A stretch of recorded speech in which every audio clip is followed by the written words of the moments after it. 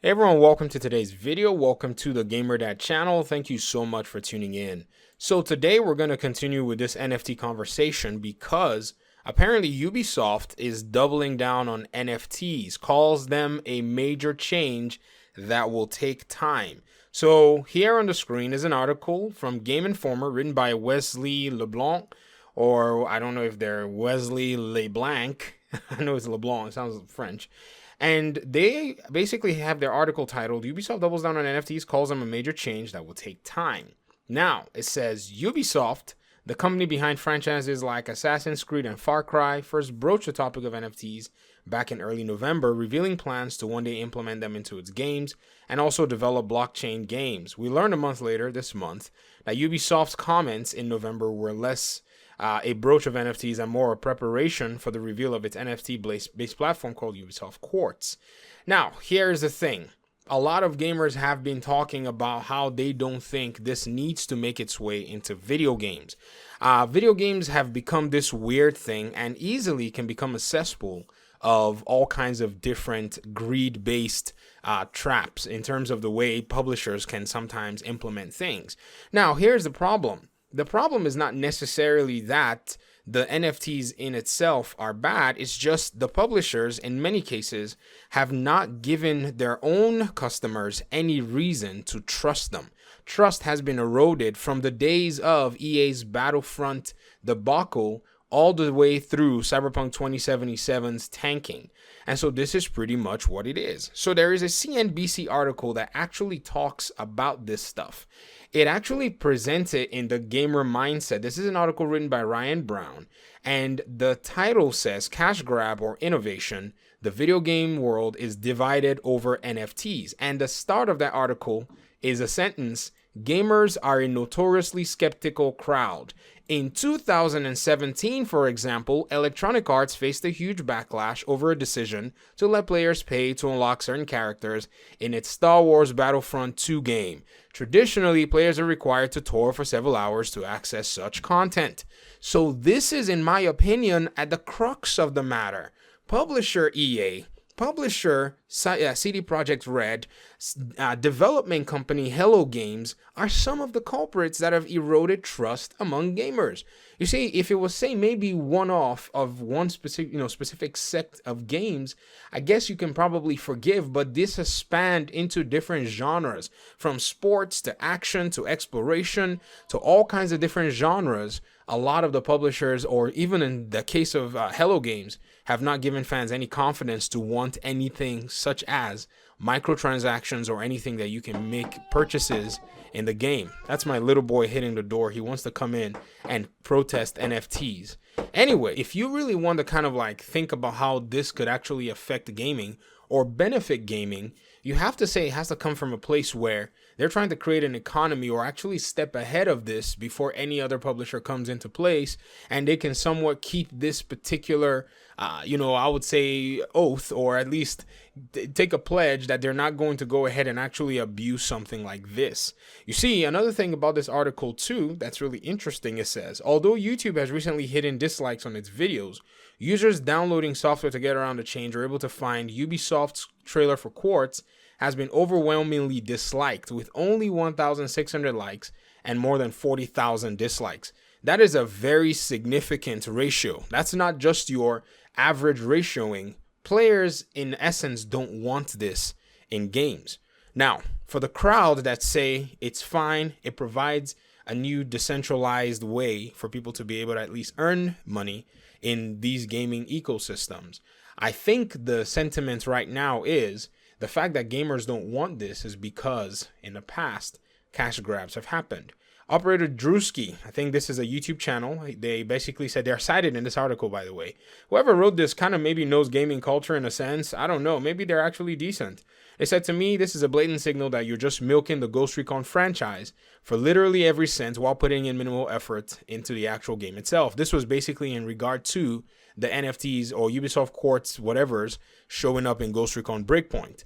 Another really interesting comment about this was actually from Phil Spencer. So Phil Spencer basically commenting on NFTs. The writer says the Ubisoft debacle highlights the division in the gaming world over non-fungible tokens. Last month, for instance, Microsoft's Xbox chief, Phil Spencer, very hard to say there, warned some efforts to bring NFTs to video games feel exploitive. So this is somebody who, in my opinion, has basically changed gaming in the last few years. In terms of this generation, Microsoft's Xbox has really played the long game. They have Sony literally running helter-skelter in terms of the way they've provided so much value for gamers. Backward compatibility is so important and so unique that even PlayStation themselves right now are caught naked, because they were doing their PlayStation Now for you to go play old games that you probably already had for a fee. While Xbox was like, okay, we're just going to be adding them, from time to time. As we have time, we'll throw more games in there, and people are loving it. Your game library, in terms of physical media, is no longer a waste. In terms of even some digital media is actually pretty good. I think Microsoft understands that for them to win, they need to focus on providing value for the gamers. Ubisoft, in my opinion, is losing focus of that. They have development teams that are talented and gifted to make really interesting gaming experiences, but they fail to see that that is the opportunity that they have. Now, I'm not against NFTs. I know some people might think that my own commentary, someone told me that I lean towards the negative. I'm like, bro, I don't lean towards anything. You can have the NFTs in there or not. It doesn't bother me. I mean, at the end of the day, whoever's spending their money on NFTs, it's their decision to do so. I've already mentioned that my concern is for the younger people who may not be educated enough in order for them to be able to realize what the financial implications are in terms of spending money on these NFTs. They are the ones who we have to make sure we educate. I'm not saying we protect them. I know I've seen or heard other people say, they're exploiting kids or they have to protect kids. I get it. You have to at least sensibly protect children, but you also have to make sure that in protecting them, you're educating them from the dangers so that when they eventually encounter those things, they know how to handle themselves. I think there's a fine balance between both of them because you don't want to jump one direction or jump all the way through another direction. So this is basically my take on this matter. Jeff Keighley, the host of the Game Awards, he basically told, the news or the CNBC News and said, there are definitely some aspects of NFTs that feel a little exploitive right now with some of these games. So Jeff, I wish you had a little bit more than just feel exploitive. I think that's another thing. I think he's probably these two are trying to be as diplomatic as they possibly can. What it is specifically is the fact that you have a lot of money gouging publishers that will milk every dollar that they can. Somebody had to say it, and it's me. Imagine Take-Two Interactive coming into this ecosystem. I know some people are saying, well, it seems like it's a good idea. Do you think Take-Two Interactive is going to be coming in here just to put NFTs just for your own delight and viewing? They're going to be coming in for the bag. And it might break the fun and enjoyment that they could actually provide in terms of video games. Look at their GTA remaster that they did. Does that tell you that there's a meme, there's a parody as to how they made this particular, remaster, this definitive edition, and they wanted to put in the least amount of effort to bring out something that they thought would make them a lot of money. So you have publishers that don't have the reputation when it comes to extra, economical things that come, that are actually related to video games. And so this is probably one of the concerns that a lot of people share, but as it stands, we're going to be seeing them in our games. Now to the Division 2. How does this even relate to the Division 2 in terms of the game itself? Well, Yannick had mentioned on Twitter when asked that there are currently no plans to bring NFTs to the Division. And I think that that's actually the case right now. They don't plan on it, but if their boss up there says it's going in, then it's going in.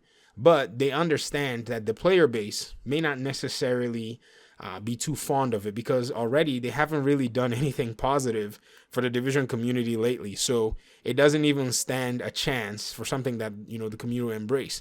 In regard to Ghost Recon, everybody was excited about the Motherland update, and I thought they saw it as a means to piggyback that idea, or piggyback the idea. But I think that it was also met with criticism as well. But it's okay. Again, we've always said this. very soon we're going to see indie developers that are going to be much more interested in serving gamers than a lot of these big publishers.